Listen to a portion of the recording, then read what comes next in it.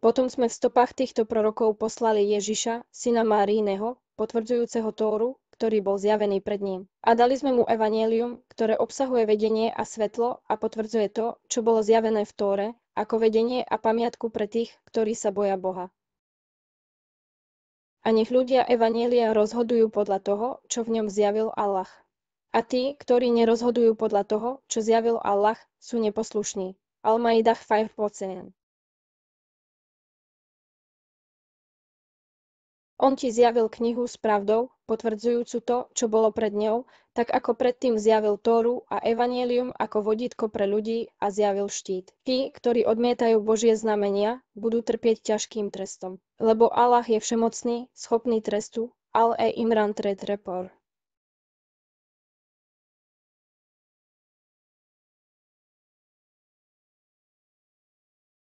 Ó, ľudia knihy, neprekračujte vo svojej viere a nehovorte o Bohu nič iné ako pravdu. Mesiáš, Ježiš, syn Márie, bol len posolom Boha a splnením jeho slova prostredníctvom Márie a duchom od neho. Verte v Boha a jeho posolov a nehovorte, Trojica, prestaňte, pre vaše vlastné dobro. Allah je len jeden Boh. On je posvetený, on je nadradený tomu, že má syna, jeho je všetko, čo je na nebesiach a všetko, čo je na zemi. A dostatočný je Allah ako správca záležitostí. An-Nisa 7. A zjavil sme ti túto knihu s pravdou, potvrdzujúcou predchádzajúce knihy a najvyššou autoritou nad nimi. Rozhoduj medzi nimi podľa toho, čo zjavil Allah, a nesleduj ich túžby namiesto pravdy, ktorá k tebe prišla. Každému z vás sme určili zákon a spôsob života. Keby chcel Boh, urobil by z vás jednu komunitu, ale chce vás vyskúšať tým, čo dal každému z vás. Tak sa navzájom súťažte v dobrom.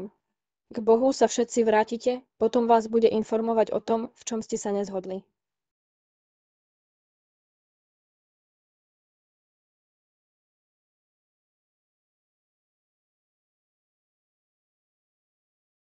A keď prišiel Ježiš s jasnými dôkazmi, povedal: Prišiel som k vám s múdrosťou a aby som vám objasnil niečo z toho, v čom sa rozlišujete. Preto sa bojte Boha a poslúchajte ma. Az-Zukhruf 4:3.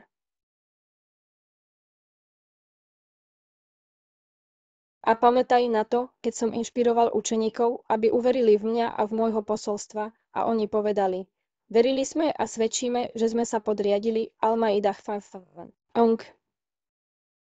Poslali sme Noaha a Abraháma a dali sme ich potomkom proroctvo a knihu. Niektorí boli správne nasmerovaní, zatiaľ čo mnohí boli povstalci. Al-Hadid 7:26.